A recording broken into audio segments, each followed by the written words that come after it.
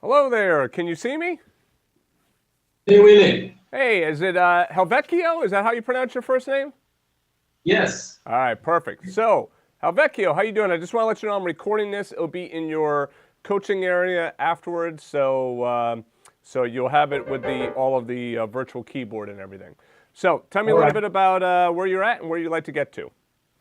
So, Willie, the thing is, I started playing about a year ago. Okay. Um, I'm 41 years old. I have a background when I was like a teenager. I studied a bit at a local school, so I learned quite a good thing about theory, music theory. But I didn't practice the piano for a long time. Okay. So now I'm coming back. Okay. I'm studying basically. I was studying basically at the local school here where I live in São Paulo. It is mainly towards the classic path, so learning all the, you know what I mean. Yep. But I mean, I really love jazz. I really love improvisation. I studied jazz and a bit of jazz, a bit of improvisation as a guitar player in the past as well.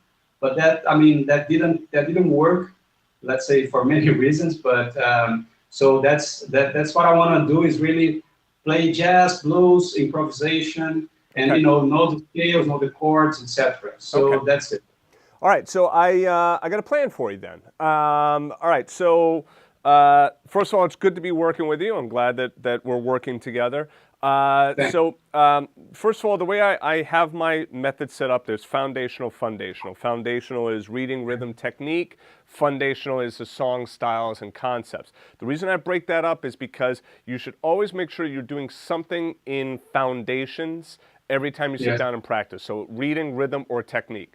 Typically, it would be like going through scales. So like make sure you're Yeah. doing 5, 10, 15 minutes of scales each time you're sitting down. The reason is that if you don't have the technique to get out what you hear in your head or what you feel in your body at the piano, then it doesn't Yeah. matter, right? I mean, you need to have the facility and the technique. So the very first thing you should do is go through the piano essentials. Let's see, do I have it here? That's this thing, right? All of the Yeah. piano essentials. Make sure you're going through that. Mostly just focus on the scales, okay? So can you play all 12 major scales right now? Yeah. Okay, you could do all 12 majors? Yes. Can you do them in contrary motion? Probably yes. I never really tried All that. right, so Some. make sure that you can do that so you make sure you're going opposite and then bringing it back in, all right? Um, Okay. Work on that.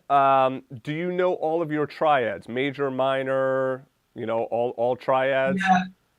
I mean, sort of. I mean, sort of. I know the triad, but I mean, sometimes I have to think a bit about it. And if I'm working through inversions, then I really have to think. So I'm okay. Let's see here.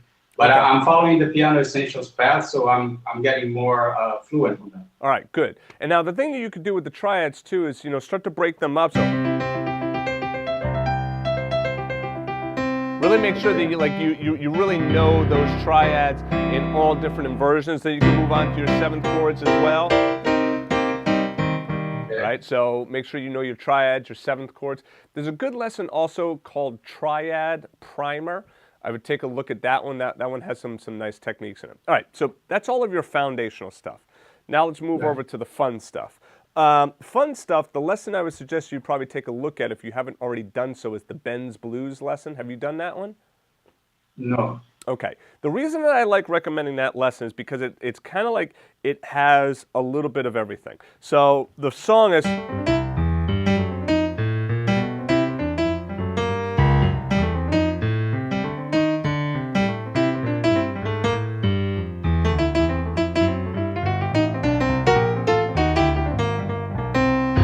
So you learn this bass line, and then that's a simple song. That's not really why you learn it. You don't learn it for the song, but you got a little song there to play with.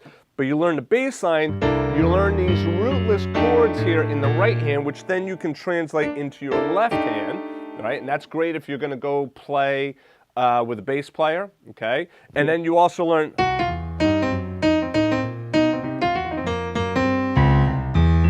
improvisation as well.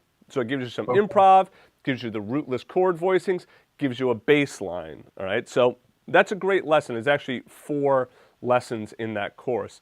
And that's great because you'll go through step by step learning each one of those different elements. That's a good place to start. From there, then you can move into the My Romance lesson. The My Romance lessons.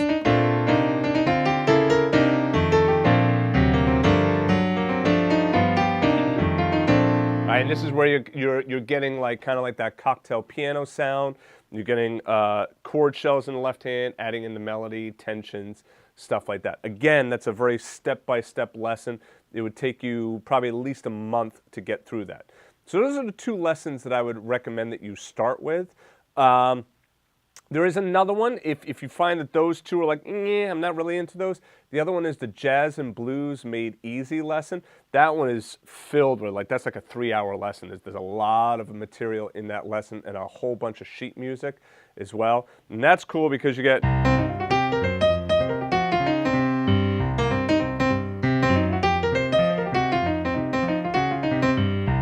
these cool coupling exercises in the right hand. So if you've never done a bass line and improvised with the right hand, those coupling exercises in that Jazz and Blues Made Easy is a nice way of kind of getting started with improvising over a bass line. All right. Woo, excuse me. Sorry. Thank you. So those are the 3 lessons that I would suggest in that order: Ben's Blues, My Romance, and if those two don't fit the bill for you, then Jazz and Blues Made Easy. I would also suggest definitely sign up for a coaching group. So if you go to where it says coaching, it says, choose my coaching group. Go in there, read all of that. You can choose any of those groups. It doesn't matter if it's, advanced or whatnot. The only one I would stay away from is the advanced jazz piano. I wouldn't do that one. But any of the main general groups, you can get into any one of those. Those are great because then you interact with other students and you also get to interact with me as well. So just like we're doing here, then you could play something, like I can give you feedback and stuff like that. All right. All right. Sounds cool. Now, would you like to play something for me right now, just so I can kind of hear where you're at? Well, I mean, as I told you, I'm playing most classics now. I've been doing the chord essentials and the piano essentials as well. So, I mean, on the piano essentials, I'm now at I think key of D. Okay. And the chord essentials, I'm still mastering the C major, the C topic. But let's see how it goes. I'm connected through my laptop. I'm not sure if you're gonna get from the microphone or from the. Do you hear it? Yeah, I can hear it enough. Yeah. Yep. Let's see. First one is.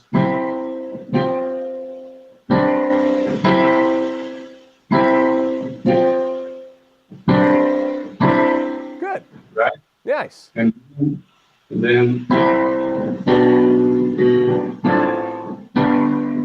Nice. Right. Now, and then take a look at that. Also, that piano chord essential tips, or was it the piano essential tips? I think I did one for chord essentials too, but maybe not.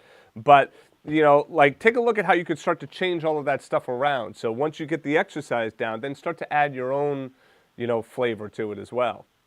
Okay. Okay. Well, on the classical side, I'm playing stuff like.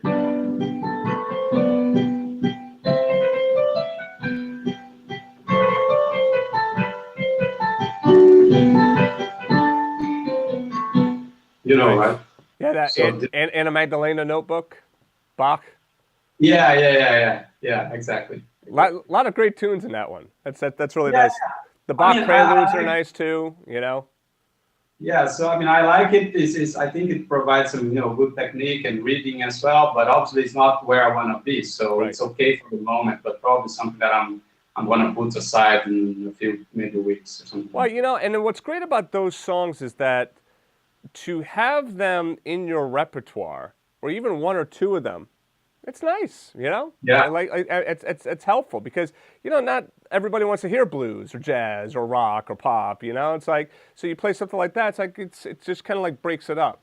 So so let's talk a little bit about long term. Are you interested in playing with others? Are you interested in playing gigs? Are you interested in just playing for your own enjoyment? Like where do you see yourself in 2-3 years from now with your piano playing?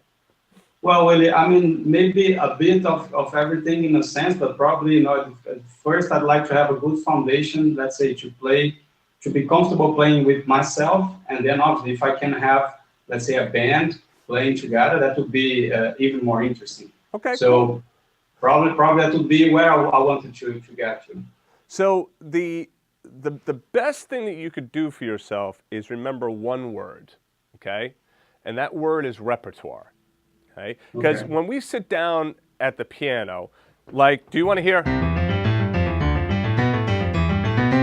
you want to hear me play that or?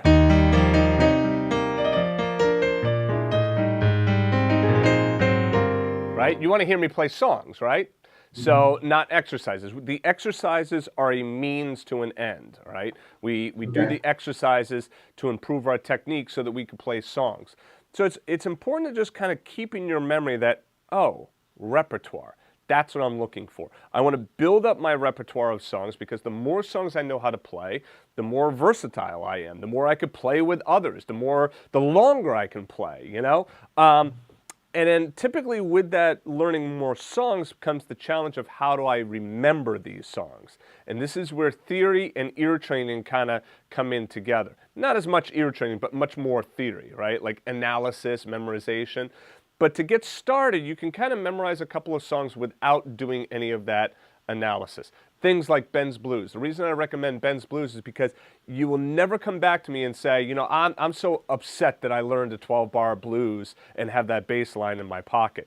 That comes in handy so often. Like I can just sit down and just play this with chords. And it sounds cool, right? And then someone could play over the top of that, right? So I could be playing with a guitar player, a singer, a saxophone player, whatever. I could do some improv over the top of it. Blues bass line, super important to know and kind of have that in your back pocket. From there you can go on to like more like a shuffle bass line.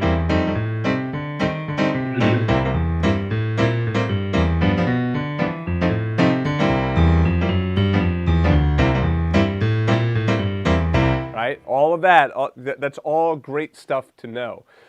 So as you go on, think repertoire, you know, start to think about like building up that repertoire because when you're ready to play with other musicians, the question is going to be, what do you want to play? Right? And if you don't have a repertoire together, then it's like, well, I don't know, what do you want to play? And it's like, you know, it goes back and forth with what do you want to play? What do you want to play? Right? So if you have a repertoire that you could say, look, this is what I know. Yeah, and in that sense, do you recommend that I find the songs that you put available as lessons on the site? Yeah, I mean, that's a great way to start. That's definitely a great way to start, and it's a great way to kind of learn, again, that foundation of how do I create arrangements, you know, learning all of that, you know, that stuff, because it's all laid out for you step by step. Now, once you've done a couple of those, if you want to branch off and try something else, absolutely, try it. You know, especially like if you did, say, the My Romance lesson, you went through that step-by-step standards with the root 7 chord shells and stuff, and maybe you did one other one, maybe you did like As Time Goes By, you know, or something else like that. Then you're like, you know, I want to do a whole different lesson. I want to do a standard that wasn't done on the site. Let me do that. You get into trouble, now what do? You get into the coaching group, and then you could ask me, you know, right in the coaching group, and I can help you and show you what to do, right? Yeah. Okay. Sounds fine. Okie dokie. Great. Okie dokie. All right, perfect. All right, so I will put this video up there in your coaching area for you, and please definitely, I hope I'll see you in one of those coaching groups soon.